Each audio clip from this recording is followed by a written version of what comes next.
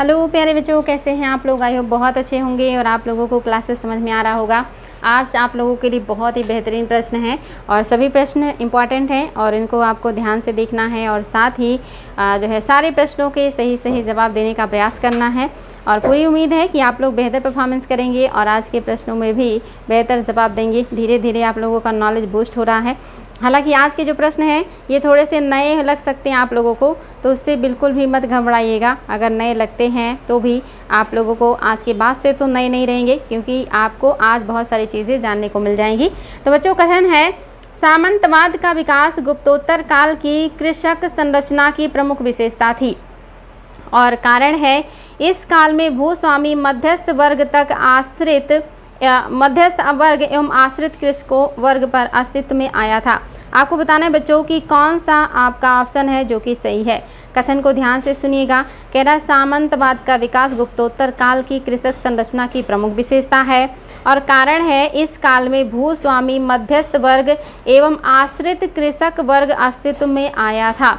आपको बताना है कि क्या कथन कारण सही है और व्याख्या कर रहा है, और दूसरा है कि क्या कथन कारण दोनों सही है लेकिन व्याख्या नहीं कर रहा। तीसरा, कथन सही है कारण गलत है, और चौथा है कथन गलत है लेकिन कारण सही है। अब आप बताएंगे बच्चों कि कौन सा है जो कि आपका सही है। और आई होप आपको आंसर समझ में आ गया होगा कि गुप्तोत्तर काल के बाद सामंतवाद का विकास हुआ था, बिल्कुल सही है, और ये कृषक संरचना की प्रमुख विशेषता थी। साथ ही इस काल में भूस्वामी मध्यस्थ वर्ग एवं आश्रित कृषक वर्ग अस्तित्व में आया था, ये भी सही है बच्चों। आपका दोनों कथन सही है और आपका दोनों कथन सही होने के साथ साथ व्याख्या भी कर रहा है। तो आपका कौन सा सही हो जाएगा? पहला ऑप्शन सही हो जाएगा। चलिए बच्चों, देखते हैं आपका नेक्स्ट क्वेश्चन क्या है। नेक्स्ट क्वेश्चन है निम्नलिखित कथनों पर विचार कीजिए।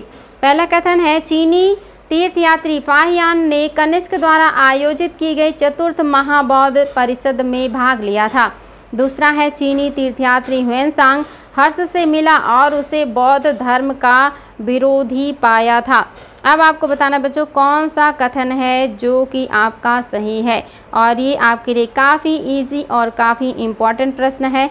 आई होप आप बता सकते हैं कि कौन सा आपका सही है। तो आपको पता होना चाहिए। आपको ऑप्शन दे रहे हैं, ए में है केवल 1, बी में है केवल 2, सी में है तीनों और डी में है कोई नहीं। तो बताएंगे बच्चों कौन सा स्टेटमेंट है जो आपका सही है। तो आपको ये बात बिल्कुल क्लियर है, मैं बता चुकी हूँ कि जो चीनी यात्री हैं फाहियान, जो स्थल से आए थे, जल से गए थे, ये जो है कहाँ आए हैं? चंद्रगुप्त द्वितीय के दरबार में आए हैं। तो ये कनिष्क का तो हो ही नहीं सकता। यानी कि चतुर्थ बौद्ध संगीत जो कश्मीर के कुंडलवन में आयोजित हुआ था, जो कनिष्क ने आयोजित किया था, जिसके अध्यक्ष वसुमित्र और उपाध्यक्ष अश्वघोष थे, इसमें चीनी यात्री फाहियान शामिल नहीं थे। ये गलत है, ये टाइम पीरियड जो है गलत है। ये चंद्रगुप्त द्वितीय के दरबार में आए हैं। और दूसरा भी गलत है बच्चों, क्योंकि चीनी तीर्थयात्री ह्वेनसांग हर्ष जो हैं ये हर्ष से मिले थे, लेकिन वो बौद्ध धर्म के विरोधी नहीं थे। ये गलत बात है कि वो बौद्ध धर्म के विरोधी थे, ये बिल्कुल गलत है। इसलिए आपके दोनों स्टेटमेंट गलत हो गए। ऑप्शन नंबर डी करेक्ट है, ना तो पहला सही है और ना ही दूसरा सही है। आई होप बच्चों आपको आंसर समझ में आया होगा। नेक्स्ट है गुप्तोत्तर काल की सामाजिक अवस्था के बारे में कौन सा कथन सही नहीं है। यानी कि जब गुप्तों का पतन हो गया तो उसके बाद जो समाज में या जो भी व्यवस्था में बदलाव आया था उसके बारे में कौन सा है जो कि सही नहीं है। पहला ऑप्शन है भूमि अनुदानों की संख्या में वृद्धि हुई। दूसरा ऑप्शन है जातियों की संख्या में वृद्धि हुई। तीसरा ऑप्शन है केंद्रीय नियंत्रण में वृद्धि हुई। चौथा ऑप्शन है तांत्रिक कार्यकलापों में वृद्धि हुई। तो बताना है बच्चों कौन सा स्टेटमेंट है जो कि करेक्ट नहीं है गुप्तोत्तर काल के सामाजिक अवस्था के बारे में। बहुत ही बढ़िया क्वेश्चन है बच्चों, वेरी इंपॉर्टेंट। और आपको पता है, मैंने पहले भी बताया था कि जब कोई बड़ा साम्राज्य नष्ट होता है तो छोटी छोटी क्षेत्रीय शक्तियाँ जो हैं वो डेवलप कर जाती हैं और जो समाज है उसमें बहुत सारी अव्यवस्थाएं भी आती हैं। तो गुप्तों का पतन हो रहा है, गुप्तों के पतन के बाद के बारे में बात पूछ रहा है कि उस समय सामाजिक अवस्था के बारे में कौन सा कथन है जो सही नहीं है। तो पहला आपका बिल्कुल सही है कि भूमि अनुदानों की संख्या में वृद्धि हुई थी। दूसरा भी सही है, जातियों की संख्या में वृद्धि हुई है, क्योंकि धीरे धीरे हमारे समाज में बहुत ज़्यादा रूढ़ियाँ बुराइयाँ व्याप्त हो रही हैं। और गुप्त काल आते आते या कहिए गुप्तोत्तर काल तक समाज में सबसे ज़्यादा जो रूढ़ियाँ हैं, बुराइयाँ हैं, जाति, धर्म, आडंबर और ऐसी चीज़ें व्याप्त हो गई थी, इसलिए आपका दूसरा भी सही है। आपका तीसरा भी ये सही है, तांत्रिक क्रियाकलापों में वृद्धि हुई थी, यानी कि आडंबर बढ़ेगा, तंत्र मंत्र बढ़ेगा, ढकोसले बढ़ेंगे, लोगों का विश्वास जो है गलत चीज़ों में जाएगा, तो तांत्रिक क्रियाकलाप जरूर बढ़ेंगे। तो इस तरह से समाज की स्थिति बहुत ही दयनीय हो चुकी है। गुप्त काल तक शूद्रों और स्त्रियों की स्थिति तो सबसे खराब है। यहीं से सती प्रथा भी शुरू हो जाता और यहीं से अछूत बड़े पैमाने पे देखने को मिलते हैं। ये सारी बातें याद रखेंगे बच्चों। गुप्तों के पतन के बाद समाज में स्थिति बहुत खराब हुई थी। तो ऑप्शन नंबर 3 आपका गलत है, चूँकि केंद्रीय नियंत्रण में वृद्धि नहीं हुई, बल्कि केंद्रीय नियंत्रण धीरे धीरे समाप्त हो गया, शिथिल हो गया और फिर समाज में बहुत सारी कमियां आ गई थी। नेक्स्ट है बच्चों, देवपाल के काल में नालंदा में एक विहार बनवाने वाला बालपुत्र देव कौन था? ये क्वेश्चन भी एग्जाम में आया बच्चों, ये नेट में भी आया है और अन्य एग्जाम में भी आया है। और आपसे पूछ रहा है कि देवपाल के काल में नालंदा में एक विहार बनवाने वाला बालपुत्र देव कौन था? क्या वो भौम का राजा था, या पाल का राजा था, या राष्ट्रकूट राजा था, या शैलेंद्र राजा था? आपको बताना है देवपाल के काल में नालंदा में एक विहार बनवाने वाला बालपुत्र देव कौन था। आई होप इसका आंसर आपको पता होगा और आप इसे बहुत अच्छे से बता सकते हैं। आपका ऑप्शन नंबर 4 बिल्कुल करेक्ट हो जाएगा। जो शैलेंद्र राजा हैं, इन्होंने ही नालंदा में विहार बनवाने वाले हैं, इन्होंने नालंदा में एक विहार की स्थापना की थी और वो टाइम पीरियड पालों का था और पालों में कौन थे? देवपाल थे। नेक्स्ट क्वेश्चन बच्चों, वेरी वेरी इंपॉर्टेंट। दक्षिण भारत में आंध्र प्रदेश के किस स्थान से राख का टीला मिला है? कौन से स्थान से राख के टीले का साक्ष्य मिला है? पहला है उतनूर, दूसरा है संगनकल्लू, तीसरा है ब्रह्मगिरी, चौथा है पीकली हिल। तो आई होप आप इसका आंसर जो है बहुत आसानी से बता सकते हैं। बहुत इंपॉर्टेंट प्रश्न है, आपको बताना है दक्षिण भारत में आंध्र प्रदेश के किस स्थान से राख के टीले का साक्ष्य मिला है। तो ये आपका जो ऑप्शन नंबर 1 है ये सही हो जाएगा, उतनूर हो जाएगा। लेकिन बच्चों अगर ये पूछे कि कर्नाटक में कहाँ से मिला है तो संगनकल्लू और ब्रह्मगिरी हो जाएगा। ये कर्नाटक का है और अगर कर्नाटक पूछेगा तब आपका हो जाएगा ब्रह्मगिरी और संगनकल्लू। लेकिन यहाँ पे इसने पूछा है आंध्र प्रदेश के बारे में, तो आंध्र प्रदेश में वो प्लेस जहाँ से राख का टीला मिला है वो आपका उतनूर है। अगर पूछ लेता कर्नाटक में कहाँ से राख का टीला मिला है तो आपका संगनकल्लू और ब्रह्मगिरी, साथ ही आपका मास्की भी हो जाता। ये सारे पॉइंट याद रखेंगे बच्चों, बहुत इंपॉर्टेंट है। ये राख के टीले पशुपालन वाले प्लेस माने जाते हैं कि पशुपालन किए जाते थे, यहाँ पर एक साथ पशुओं को रखा जाता था। नेक्स्ट है बच्चों, निम्नलिखित में से कौन सा मंदिर चोलों से संबंधित नहीं है? आज आपके लिए स्थापत्य के बहुत सारे प्रश्न लिए गए हैं, स्थापत्य से संबंधित प्रश्न आपके लिए ज़्यादा हैं और आजकल स्थापत्य से क्वेश्चन भी बहुत ज़्यादा बनता है। ये आर्ट एंड कल्चर का पार्ट है बच्चों। आर्ट एंड कल्चर में मैंने ये सारी बातें बहुत अच्छे से डिटेल में भी पढ़ाई है, साथ ही प्रैक्टिस भी करवाया है। आप लोग वहाँ से डिटेल भी देख सकते हैं और उसके बाद प्रैक्टिस भी कर सकते हैं और अपने नॉलेज को बूस्ट कर सकते हैं। बहुत ही ज़्यादा क्वेश्चन आर्ट एंड कल्चर से आने लगा है, तो डिटेल क्लास और क्वेश्चन प्रैक्टिस करके देखिएगा, आपको बहुत अच्छा लगेगा। आपको बताना है बच्चों कौन सा है जो चोल काल का मंदिर नहीं है। आपको पता है दक्षिण का जो स्वर्ण काल कहलाता है ये चोलों का काल कहलाता है और इनके समय में सांस्कृतिक और जो है कल्चरल चीज़ों का बहुत ज़्यादा विकास हुआ था। तो क्या ये बृहदेश्वर मंदिर नहीं है चोल काल का, या कोरंगनाथ मंदिर नहीं है, या कैलाशनाथ मंदिर नहीं है, या ऐरावतेश्वर नहीं है? Very easy and very important question. आपको पता है कौन संबंधित नहीं है? कैलाशनाथ मंदिर जो है आपको पता है, एक जो है ये कांची में है कैलाशनाथ मंदिर। कांची का कैलाश मंदिर पल्लव ने बनवाया है। वेरी वेरी इंपॉर्टेंट है बच्चों, कभी पूछे कांची का कैलाश मंदिर किसने बनवाया? पल्लव ने बनवाया। और एक आपका एलोरा में है कैलाश मंदिर, एलोरा में जो सबसे ज़्यादा विश्व प्रसिद्ध है ये कैलाश मंदिर जो है एलोरा में है, जिसको राष्ट्रकूट शासक कृष्ण प्रथम ने बनवाया है, कृष्ण फर्स्ट ने बनवाया है। ये एलोरा में है कैलाश मंदिर और ये विश्व प्रसिद्ध मंदिर है। ये एग्ज़ाम में अनगिनत बार आया कि विश्व प्रसिद्ध कैलाश मंदिर किसने बनवाया है, राष्ट्रकूट शासक कृष्ण प्रथम ने बनवाया है, या एलोरा का एकाश्म कैलाश मंदिर किसने बनवाया है, कृष्ण प्रथम ने बनवाया है। किस वंश से संबंधित है, राष्ट्रकूट वंश से। याद रखेंगे बच्चों, तीसरा आपका नहीं है। अगर कांचीवरम का कैलाश मंदिर पूछेगा तो पल्लव है, एलोरा का पूछेगा तो कृष्ण प्रथम है। और बृहदेश्वर मैंने बताया था राजराज फर्स्ट ने बनवाया था, तंजौर तमिलनाडु में है बृहदेश्वर, या इसी को राजराजेश्वर मंदिर भी कहते हैं। एरावतेश्वर और कोरंगनाथ ये सब आपके चोलकालीन मंदिर हैं, काफ़ी भव्य मंदिर हैं ये। नेक्स्ट बच्चों, क्षत्रिय वंशज होने के आधार पर किसने बुद्ध के अस्थि अवशेष में हिस्सेदारी का दावा किया था? किसने कहा कि मैं क्षत्रिय वंश का हूँ और इस आधार पे, चूँकि बुद्ध भी क्षत्रिय हैं और मैं भी क्षत्रिय हूँ और साथ ही मैं राजा भी हूँ, इस आधार पे मुझे उनके अस्थियों के अवशेष में हिस्सा मिलना चाहिए। आपको पता है महात्मा बुद्ध ने कहा था मेरी मृत्यु के बाद मेरे शरीर पर स्तूप बनवा दीजिएगा, लेकिन उनकी मृत्यु के बाद उनके शरीर के अवशेषों को 8 भागों में बांट दिया गया और तत्कालीन 8 शासकों ने उनके शरीर के अवशेष को आपस में बांट दिया था। उसमें से अजातशत्रु भी हैं जिन्होंने दावा किया कि उन्हें भी जो है अस्थि अवशेष बुद्ध के मिलने चाहिए। और मैंने बताया था इन्हीं 8 स्तूपों को तोड़ करके 84,000 स्तूपों का निर्माण करवाया था अशोक ने। नेक्स्ट क्वेश्चन बच्चों, कौन सा कथन है जो कि सत्य है? कथन है आपके सामने, पहला है महाभारत का एक ही साथ अर्थशास्त्र और जो है धर्मशास्त्र और कामशास्त्र कहा गया है। क्या महाभारत को अर्थशास्त्र, धर्मशास्त्र एवं कामशास्त्र कहा गया है या कहा जाता है? दूसरा है, इसमें वर्णित है कि जो सब जगह है वह तो इसमें है ही, लेकिन जो इसमें बताया गया है वह अन्यत्र कहीं नहीं है। और तीसरा है, रज़्मनामा महाभारत का फारसी अनुवाद है। आपको बताना है बच्चों कौन सा कथन है जो सही है, और ये बहुत ही इम्पॉर्टेंट क्वेश्चन था आपके लिए। आई होप आपने इसका आंसर जो है अच्छे से समझ लिया होगा। आपका इसमें तीनों जो कथन है बच्चों बिल्कुल सही है। ऑप्शन नंबर ए सही है। महाभारत एक साथ अर्थशास्त्र भी कहलाता है, धर्मशास्त्र भी कहलाता है और कर्मशास्त्र भी कहलाता है। और इसी में लिखा गया है कि जो सब जगह है वह यहाँ है और जो यहाँ है वो अन्यत्र कहीं नहीं है। और तीसरा है कि रज़्मनामा का महाभारत में फारसी अनुवाद हुआ था। ये बिल्कुल सही है। रज़्मनामा से कंफ्यूज मत होइएगा कि ये रामायण होगा।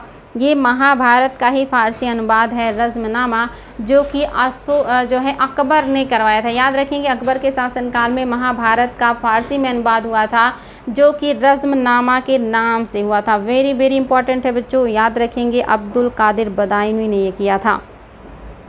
नेक्स्ट है बच्चों, कौन सुमेलित नहीं है?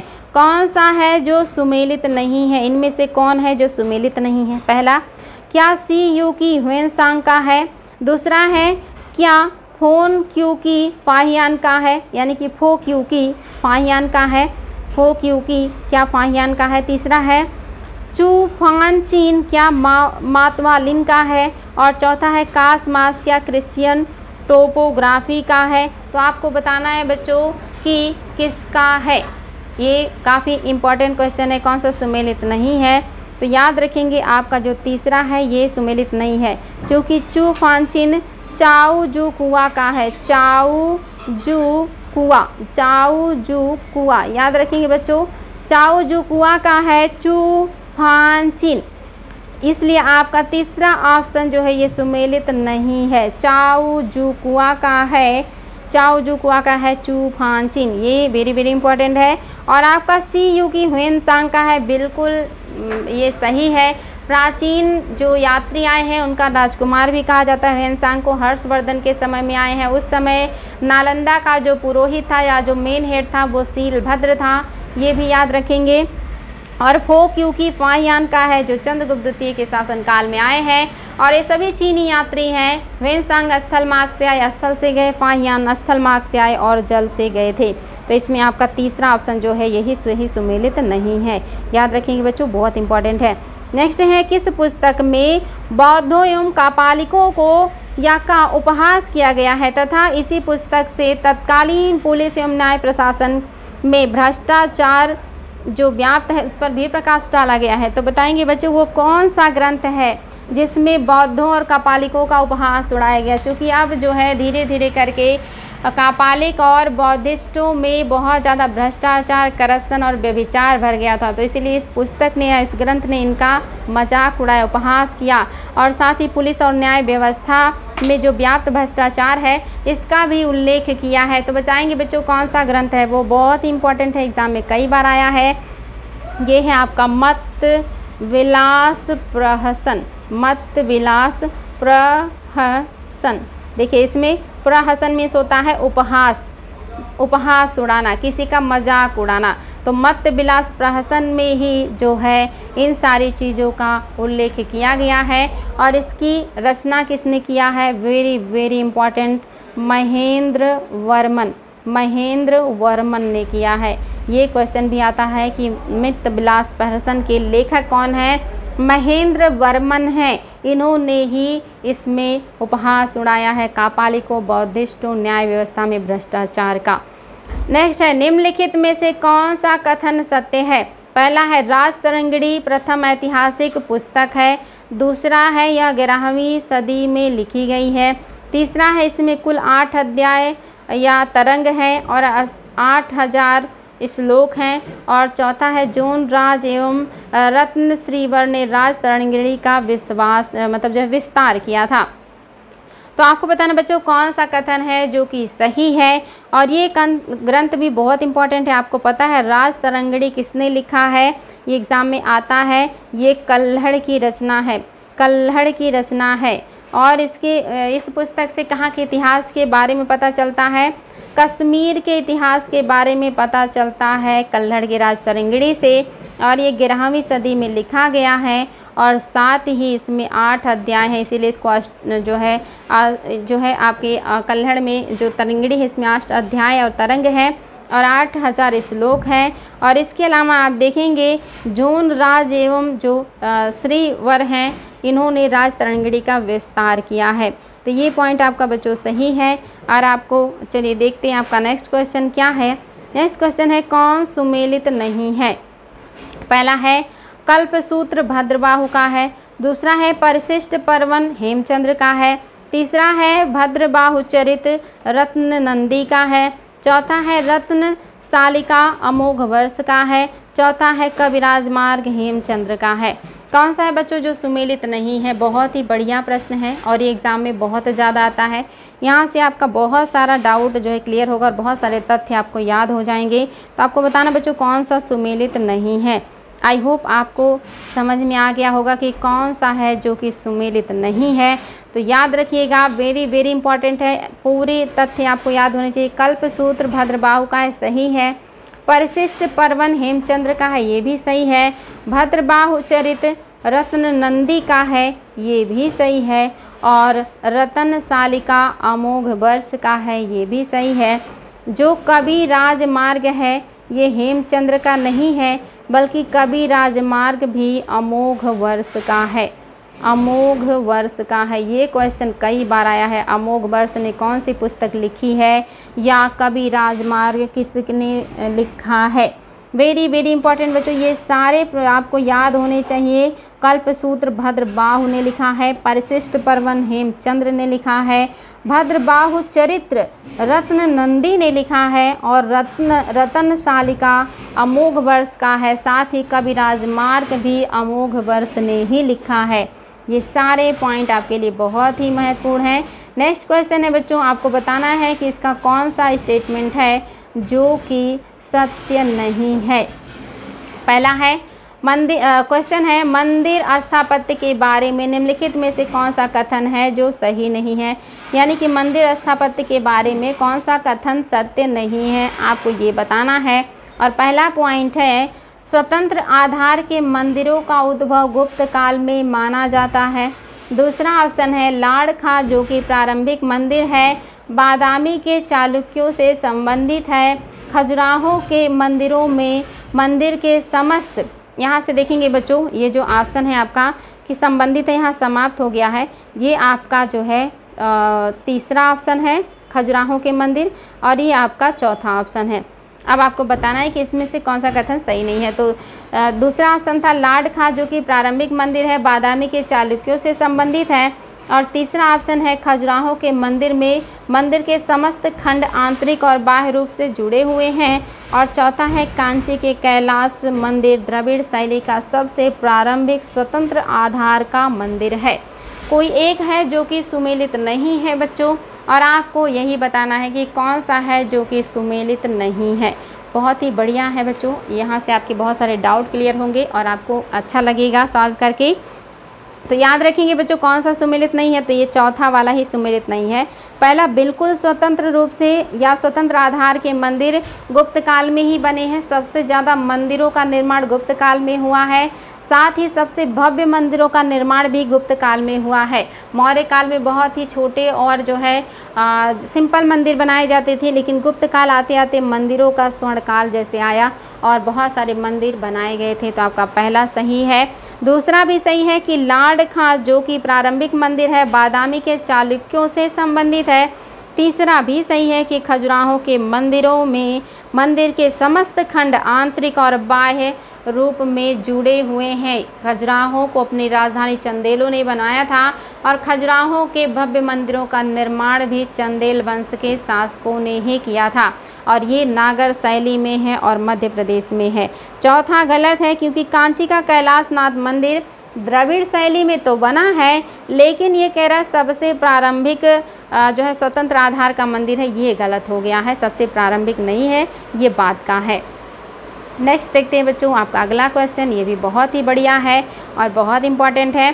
क्वेश्चन है, निम्नलिखित में से किसका शिखर द्रविड़ शैली में बना हुआ है?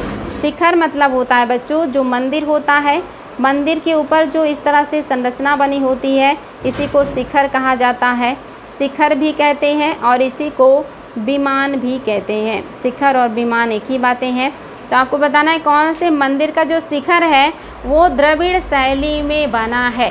मैंने आप लोगों को बहुत अच्छे से पढ़ाया है कि मंदिर स्थापत्य की 3 शैलियाँ भारत में विकसित हुई थी। एक था आपका नागर, जो नॉर्थ यानी कि उत्तर में विकसित हुआ था, जो कि हिमालय से लेकर विंध्याचल पर्वत के बीच था। दूसरा था बेसर, जो विंध्याचल पर्वत से लेकर के कृष्णा नदी के बीच विकसित हुआ था। और तीसरा था आपका जो है द्रविड़, जो कि कृष्णा नदी से लेकर कन्याकुमारी तक विकसित हुआ था। और इनकी विशेषताएं भी मैंने बताई हैं, साथ ही कौन सा मंदिर किस शैली का ये भी बताया है। ये सारे चीज़ें मैंने आर्ट एंड कल्चर में डिटेल क्लास में कवर किया है बच्चे। अगर आप लोगों को अच्छे से समझना है तो वहाँ से ज़रूर देख लीजिएगा कि द्रविड़ शैली की क्या विशेषता है। फिलहाल आपको यहाँ पे आंसर देना है कि कौन से मंदिर का जो शिखर है वो द्रविड़ शैली में बना है। पहला ऑप्शन है भीतरगांव मंदिर, दूसरा ऑप्शन है ग्वालियर का तेली मंदिर, तीसरा ऑप्शन है कंदरिया महादेव मंदिर, चौथा ऑप्शन है ओसिया का मंदिर। तो बताएंगे बच्चों कौन से मंदिर का जो शिखर है वो द्रविड़ शैली में बना है। तो आई होप आपको आंसर पता चल चुका होगा। ग्वालियर का तेली मंदिर। अब आप सोच रहे होंगे ग्वालियर मध्य प्रदेश में है और ये तो नागर शैली की विशेषता यहाँ देखने को मिलता है, लेकिन ये अपवाद है। याद रखेंगे, अपवाद वाली चीज़ें एग्ज़ाम में बहुत आती हैं। ग्वालियर में तेली मंदिर है जिसका जो है शिखर तेली मंदिर और सास बहू का मंदिर, ये दोनों मंदिर याद रखेंगे बच्चों। तेली मंदिर आए या जो है सास बहू का मंदिर आए, सास बहू, ये दोनों मंदिर ग्वालियर के किले में है। और ये दोनों मंदिर का जो शिखर है ये द्रविड़ शैली का है, इसीलिए एग्ज़ाम में इसको बहुत ज़्यादा पूछता है। याद रखेंगे आपका दूसरा ऑप्शन जो है ये सही है। भीतरगांव का मंदिर जो है ये कानपुर में है और ये गुप्त काल से संबंधित है। और साथ ही याद रखेंगे कि ये ईंटों का बना है, ये क्वेश्चन भी आता है बहुत ज़्यादा। ईंट निर्मित मंदिर कौन सा है? तो आपका भीतरगांव का मंदिर ईंट निर्मित मंदिर है, ये चीज़ याद रखेंगे। और बाकी आपके सही हैं, ये मतलब जो है ओसिया मंदिर, कंदरिया महादेव मंदिर, ये सब मध्य प्रदेश के क्षेत्र में मिलते हैं। नेक्स्ट है बच्चों, प्राचीन भारत में गुप्त काल के संबंध में गुफा चित्रांकन के केवल 2 उदाहरण उपलब्ध हैं। इनमें से एक अजंता की गुफाओं में किया गया है और दूसरा गुप्त काल का जो चित्रांकन है वो कहाँ पे है, जो अवशिष्ट मतलब अपशिष्ट रूप में बचा हुआ है। तो बताएंगे बच्चों, गुप्त काल से दो आपके गुफा हैं जो कि जुड़े हुए हैं, जहाँ पर चित्रकारी की गई है। और एक गुफा आपको पता है अजंता, जिसको कोई नहीं जानता, ये गुप्त काल का है। और दूसरा गुफा कौन सा है, इसको एग्ज़ाम में बहुत ज़्यादा पूछता है। क्या ऑप्शन नंबर ए बाघ की गुफाएँ हैं, या ऑप्शन नंबर 2 एलोरा की गुफाएँ हैं, या ऑप्शन नंबर सी लोमस ऋषि गुफा है, या ऑप्शन नंबर डी नासिक की गुफा है। तो बताएंगे बच्चों कौन सी गुफा है जो कि आपके गुप्तों के काल से जुड़ा है। बहुत ही बढ़िया और इम्पॉर्टेंट क्वेश्चन। आई होप आपको आंसर पता चल गया होगा। ऑप्शन नंबर ए बिल्कुल करेक्ट है। बाघ की गुफाएं मध्य प्रदेश में बाघ नदी के किनारे स्थित हैं और ये गुप्त काल से संबंधित है। एलोरा की गुफाएं आपको पता है महाराष्ट्र के औरंगाबाद में है और ये राष्ट्रकूटों ने बनवाए थे, इसलिए आपका दूसरा तो हो ही नहीं सकता था, राष्ट्रकूटों ने बनवाया था। और आपका जो लोमस ऋषि है ये बिहार में है, बराबर की पहाड़ियों में है और इसको दशरथ ने बनवाया है। याद रखेंगे ये दशरथ का है, दशरथ जो कि अशोक के पौत्र हैं, इन्होंने बनवाया है। और नासिक गुफा आपके जो है ये पड़ता है, आपको पता होगा ये महाराष्ट्र का है। और फिलहाल आपको बताना था तो आपका ऑप्शन नंबर ए सही है। गुप्त काल से दो गुफा संबंधित हैं, अजंता और बाघ की गुफाएं।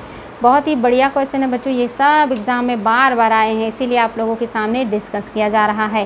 नेक्स्ट है बच्चों, पश्चिम भारत में प्राचीनतम 4 कृत गुफाएं कहाँ हैं।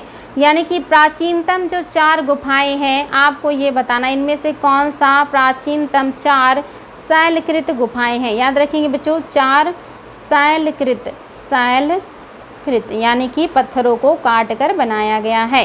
शैलकृत 4 गुफाएं कौन सी हैं जो प्राचीनतम हैं और वो भी पश्चिम भारत में है, ये चीज़ भी याद रखना है। पहला है नासिक, एलोरा और अजंता, दूसरा है जुन्नार, कल्याण और पीतलखोरा, तीसरा है अजंता, भाजा और कोंडेन, चौथा है भाजा, पीतलखोर और कुंडेन। तो आई होप आपको ये पता होगा बच्चों, जो सबसे प्राचीनतम शैलकृत गुफाएं हैं वो आपकी कौन सी हैं। ये सब महाराष्ट्र की हैं और वेरी वेरी इंपॉर्टेंट है। नासिक की गुफा, एलोरा की गुफा और अजंता की गुफाएं सबसे प्राचीन शैलकृत गुफाएं हैं। वेरी वेरी इंपॉर्टेंट था बच्चों आप लोगों के लिए। आई होप आपको आंसर समझ में आया होगा। नेक्स्ट क्वेश्चन देखते हैं बच्चों। नेक्स्ट क्वेश्चन है आपका, निम्नलिखित नगरों में से किस एक के निकट पालीताड़ा मंदिर अवस्थित है। किसके नगर आपका पालीताड़ा मंदिर जो है ये अवस्थित है। ऑप्शन में है भावनगर, दूसरा ऑप्शन है माउंट आबू, तीसरा ऑप्शन है नासिक, चौथा ऑप्शन है उज्जैन। तो बताएंगे बच्चों कौन से मंदिर जो है, या कहिए कि कौन सा आपका निकट है पालीताड़ा के, वो आपको मंदिर है पालीताड़ा का, ये किसके निकट है आपको ये बताना है। तो आई होप आपको इसका आंसर भी पता होगा और आप इसको बहुत आसानी से बता सकते हैं। और इसका जो ऑप्शन नंबर फर्स्ट है भावनगर, यही आपका सही हो जाएगा। पालीताड़ा का जो पवित्र जैन मंदिर है ये गुजरात के भावनगर ज़िले में है। याद रखेंगे बच्चों यह मंदिर किसको समर्पित है, तो ये जैन तीर्थंकर आदिनाथ को समर्पित है। वेरी वेरी इम्पॉर्टेंट है, जैन तीर्थंकर आदिनाथ को समर्पित है। जैन तीर्थंकर आदिनाथ को समर्पित है, जैन तीर्थंकर आदिनाथ को समर्पित है, आदिनाथ को समर्पित है। ये भी याद रखेंगे। पालीताड़ा मंदिर जो है ये भावनगर में है। भावनगर कहाँ है, गुजरात में है। और ये किस धर्म से जुड़ा है, जैन धर्म से जुड़ा है। किस तीर्थंकर से जुड़ा है, तो आदिनाथ से जुड़ा हुआ है। ये सारे पॉइंट याद रखेंगे बच्चों। साथ ही उज्जैन में महाकाल मंदिर है, क्षिप्रा नदी के किनारे उज्जैन है, जहाँ पर आपका कुंभ भी लगता है। और नासिक के किनारे भी आपका एक कुंभ लगता है जो गोदावरी नदी के किनारे है। कुंभ का मेला आपको पता है कि ये हरिद्वार में उत्तराखंड में लगता है, यूपी के इलाहाबाद में लगता है, एमपी के क्षिप्रा नदी के किनारे उज्जैन में लगता है और महाराष्ट्र के गोदावरी नदी के किनारे नासिक में लगता है। 4-4 वर्षों के अंतराल पे 12 वर्ष पर हर एक जगह महाकुंभ का आयोजन किया जाता है। साथ ही माउंट आबू में आपका एक और जैन मंदिर है जिसको बिमल बसाही मंदिर कहा जाता है। बिमल बसाही, ये बहुत ही ज़्यादा पूछा जाता है। याद रखेंगे बिमल बसाही या बिमल शाही मंदिर है जो जैन मंदिर है माउंट आबू में है और ये याद रखेंगे बच्चों संगमरमर का बना है। इसको बिमल शाह ने बनवाया था। ये सारी बातें आपको याद होनी चाहिए। बिमल शाह ने बनवाया है, संगमरमर का बना है, माउंट आबू में है और जैन धर्म को समर्पित है। सारी बातें आपको याद होनी चाहिए बच्चों। ये सारे एग्ज़ाम में क्वेश्चन बने हुए हैं। नेक्स्ट क्वेश्चन है, भारतीय शिला वास्तु के इतिहास के संदर्भ में निम्नलिखित कथनों पर विचार कीजिए। आपको बताना है बच्चों कि भारतीय शिला वास्तु के इतिहास के संदर्भ में कौन सा कथन है जो कि सही है। यानी कि शिलाओं को काटकर जो वास्तुकला बनाई गई है वो कौन सी वास्तुकला है। तो आपके सामने है ऑप्शन नंबर ए, बादामी की गुफा भारत के प्राचीनतम अवशिष्ट शैलकृत गुफाएं हैं। या जो यहाँ पे देखेंगे बच्चों संस्कृत दिया है वो संस्कृत नहीं है बल्कि शैलकृत है। दूसरा है बराबर की शैलकृत गुफाएं सम्राट चंद्रगुप्त मौर्य द्वारा मुख्यतः आजीविकों के लिए बनवाया गया था। और आपका तीसरा स्टेटमेंट है कि आपका एलोरा में गुफाएं विभिन्न धर्मों के लिए बनाई गई थी। तो आपको बताना है बच्चों कि कौन सा स्टेटमेंट है जो कि करेक्ट है। और ये आपके लिए काफ़ी इजी और इम्पॉर्टेंट क्वेश्चन होना चाहिए मेरे हिसाब से, क्योंकि आप लोग इतना पढ़ चुके हैं और दिन प्रतिदिन पढ़ ही रहे हैं। तो आपके लिए ये क्वेश्चन काफ़ी इम्पॉर्टेंट भी है बच्चों और आपके लिए काफ़ी इजी भी है। तो बताएंगे बच्चा लोग कि आपका कौन सा स्टेटमेंट है जो कि सही है। बादामी की गुफाएं क्या प्राचीनतम शैलकृत अवशिष्ट गुफाएं हैं? क्या ये आपका ऑप्शन सही है? दूसरा है क्या बराबर की जो गुफाएं हैं ये चंद्रगुप्त मौर्य ने बनाए थे? मैंने ये सारी बातें आपको बहुत अच्छे से डिस्क्राइब किया है। जब मैं पढ़ाती हूँ तो उस समय जो भी मैं आपको बताती हूँ व्याख्या, उस व्याख्या के दरमियान मैंने इन सारी चीज़ों का उल्लेख किया हुआ है। अगर आप मेरी बातों को ध्यान से सुनते हैं बच्चों तो आप लोगों का बहुत ही बढ़िया से प्रिपरेशन हो रहा होगा। इतिहास से संबंधित जितने महत्वपूर्ण क्वेश्चन बने हैं या बन सकते हैं वो सारे आपके क्लियर हो जाएंगे। इसलिए प्यारे बच्चों आप लोग मेरी बातों को ध्यान से सुनिएगा और प्लीज़ जब ये क्लास ओवर हो जाए तो एक बार ज़रूर वीडियो चला करके सारी बातों को नोट कर लीजिएगा। आपकी आज की हुई मेहनत आपके भविष्य को बहुत ही मजबूत आधार देगा। और मैं आप लोगों के लिए सिर्फ इसलिए इतना मेहनत कर रही हूँ कि आप लोगों को एक कॉन्फिडेंस आए, इतिहास का अच्छा जानकारी हो और आप अपने लाइफ में कुछ बेहतर करें। तो आई होप बच्चों आपको मेरी बात समझ में आ रही होगी। और इसमें आपको बताना था इन कथनों में से कौन सा कथन है जो कि सही है। तो आई थिंक आपको पता होगा बच्चों कि प्राचीन शिला वास्तु के बारे में कौन सा स्टेटमेंट है जो कि आपका सही है। तो ये आपका केवल और केवल तीसरा ऑप्शन सही है। ऑप्शन नंबर सी आपका सही है। केवल और केवल तीसरा सही है बच्चों, पहला और दूसरा सही नहीं है। क्यों सही नहीं है ये भी जान लीजिए। क्योंकि पहला स्टेटमेंट कह रहा है कि बादामी की गुफाएं भारत की प्राचीनतम अवशिष्ट शैलकृत गुफाएं हैं। ये बात गलत है, सही नहीं है, क्योंकि ये प्राचीनतम नहीं है बल्कि ये नवीन है, ये नई है। इसलिए आपका पहला गलत हो गया। दूसरा क्यों गलत हो गया बच्चा लोग? मैंने बताया था बराबर की पहाड़ियों में सम्राट चंद्रगुप्त मौर्य ने नहीं बल्कि अशोक ने 4 गुफाएं आजीविकों के लिए बनवाई थी, जिसमें विश्व झोपड़ी, सुदामा गुफा, इसके अलावा लोमस ऋषि गुफा, कर्ण चौपड़ गुफा, ये 4 गुफाएं हैं जो अशोक ने आजीविकों के लिए बनाया था बराबर की पहाड़ियों में, जो कि बिहार में है। चंद्रगुप्त मौर्य दे रहा है इसलिए आपका गलत हो गया बच्चों। और नागार्जुनी की पहाड़ियाँ ये भी बिहार में, जिसमें दशरथ ने आजीविकों के लिए गुफाएं बनवाई थी। ये बात भी आप लोगों को याद होना चाहिए, बहुत ही इम्पॉर्टेंट प्रश्न था बच्चा लोग। तो आई होप आपको पता चल चुका होगा इस प्रश्न के हिसाब से जो सही है केवल सही है, ये सारे गलत हो गए। ऑप्शन नंबर 3 या सी आपका बिल्कुल करेक्ट है। बहुत ही बढ़िया प्रश्न था बच्चों। चलिए नेक्स्ट देखते हैं। और ये प्रश्न भी आपका बहुत ही अच्छा है। कह रहा है कौन सा मंदिर निम्नलिखित मंदिरों में से किस शैलकृत स्थापत्य का आश्चर्य माना जाता है? किस मंदिर को शैलकृत यानी कि पत्थर को काट करके बनाया गया स्थापत्य का आश्चर्यजनक नमूना है? क्या बृहदेश्वर मंदिर तंजावुर है? क्या लिंगराज मंदिर भुवनेश्वर है? या आपका कैलाशनाथ मंदिर एलोरा है? या आपका 4 ऑप्शन है कंदरिया महादेव मंदिर खजुराहो है? तो आपको बताना है बच्चों कौन सा ऑप्शन है जो आपका बिल्कुल सही है इसके हिसाब से। तो आपको ये चीज़ पता होना चाहिए बच्चों, बहुत इंपॉर्टेंट प्रश्न है ये, और ये सारे मंदिरों के बारे में मैंने डिस्कस किया है। तो आई होप आप इसको बता सकते हैं कि आपका कौन सा है जो शैलकृत स्थापत्य का आश्चर्यजनक नमूना है। तो आपको पता होना चाहिए कि आपका कैलाश नाथ मंदिर जो है एलोरा का, जिसके बारे में मैंने अभी बताया, राष्ट्रकूट शासक ने इसको बनवाया था। और वो राष्ट्रकूट शासक कौन है? तो वो है कृष्ण फर्स्ट है बच्चों, इसलिए आपका तीसरा सही है।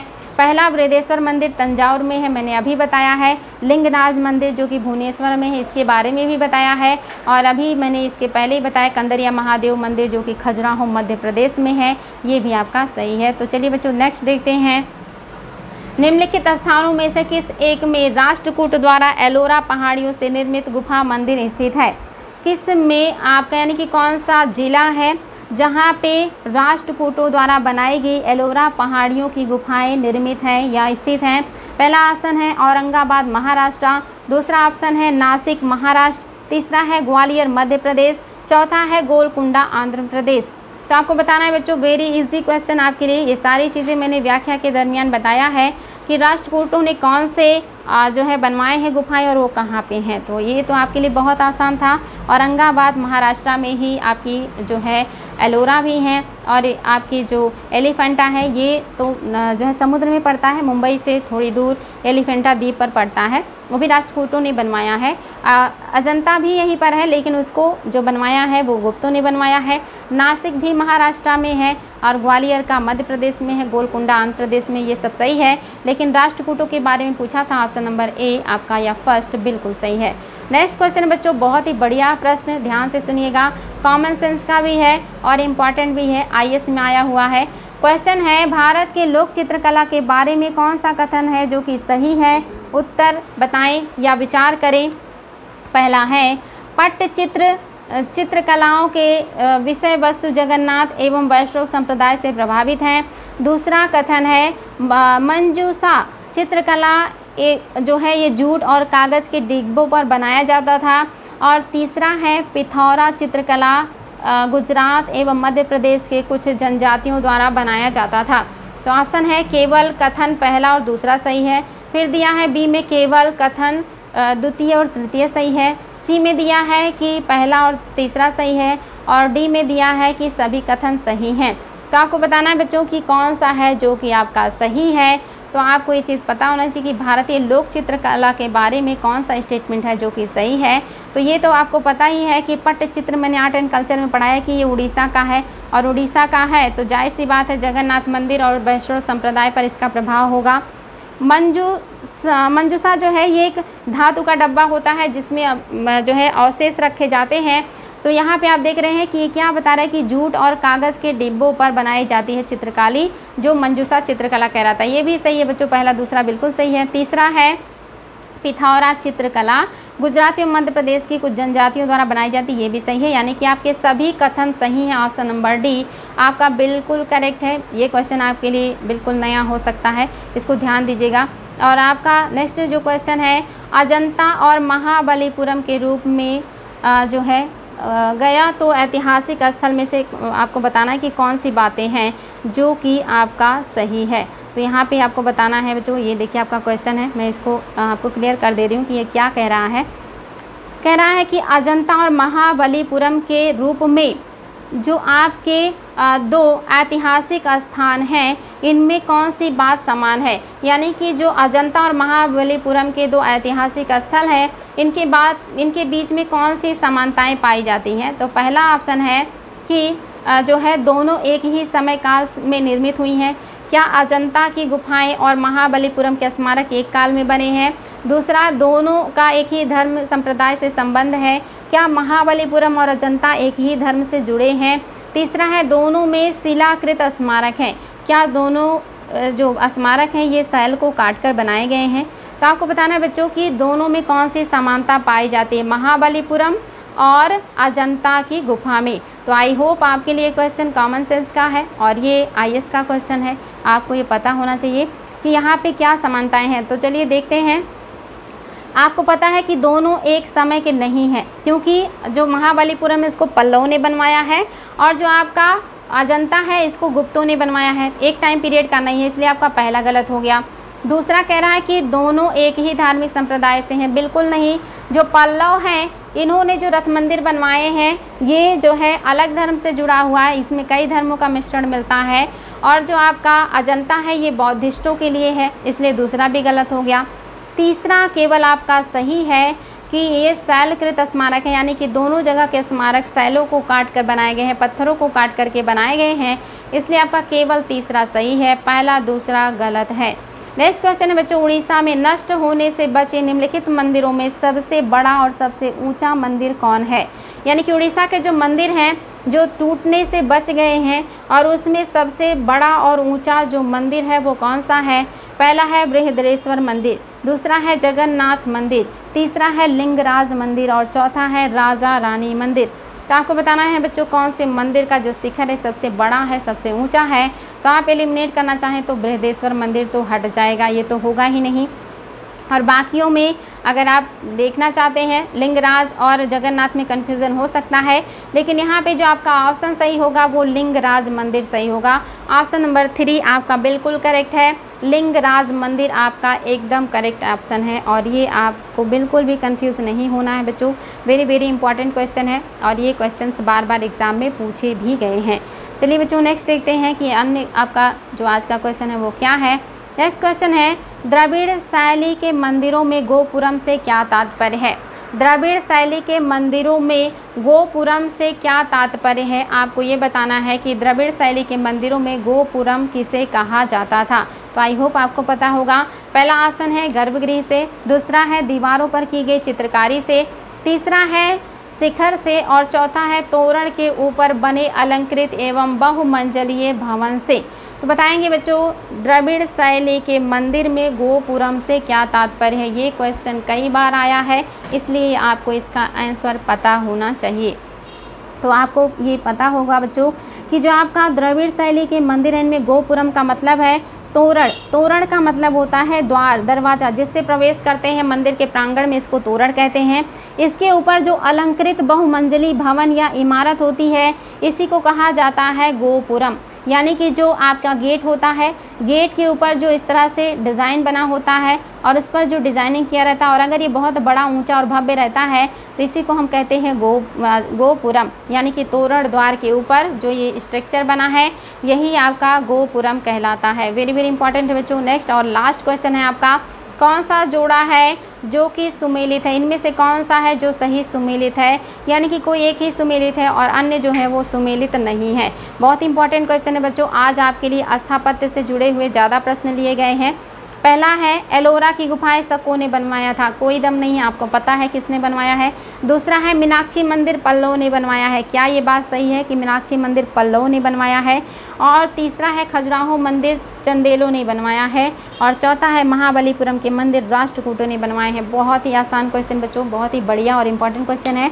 और आपको पता है एलोरा की गुफाएं जो है राष्ट्रकूटों ने बनवाया है, इसलिए आपका ये गलत हो गया, आपका ये सही नहीं होगा। आपको ये भी पता होना चाहिए कि जो मीनाक्षी का मंदिर है इसको पल्लव ने नहीं बल्कि पांड्यों ने बनवाया है, ये पांड्य शासकों ने बनवाया है, इसलिए आपका दूसरा भी गलत हो गया। और चौथा तो पता ही है कि महाबलीपुरम के जो मंदिर हैं ये पल्लव ने बनवाए हैं, ये पल्लव ने बनवाए हैं, इसलिए आपका कौन सा ऑप्शन है? खजुराहो के जो मंदिर हैं चंदेल शासकों ने बनवाए हैं, यही सत्य है। और बाकी जो मैंने आपको मैच करके बताया बच्चों इसको भी ध्यान दीजिएगा, ये सारे एग्ज़ाम में आए हुए क्वेश्चन हैं और मोस्ट इम्पॉर्टेंट तथ्य हैं। ये सारे तथ्यों का संग्रह आप लोगों के किताब में होना चाहिए और ये सब आप लोगों को पता होना चाहिए, बिकॉज ये एग्ज़ाम में बार बार पूछे जाते हैं और आगे भी पूछे जाएंगे। तो जो है आज के लिए रहने देते हैं बच्चों, आगे हम फिर और भी बेहतरीन प्रश्नों के साथ मिलेंगे और आप लोगों के नॉलेज को बढ़ाने का प्रयास करेंगे। आप लोगों के लिए जो है बेहतर हो हमारा प्रयास। इन्हीं शुभकामनाओं के साथ आज के लिए इतना ही। थैंक यू सो मच और सभी को जो है शुभ रात्रि, गुड नाइट।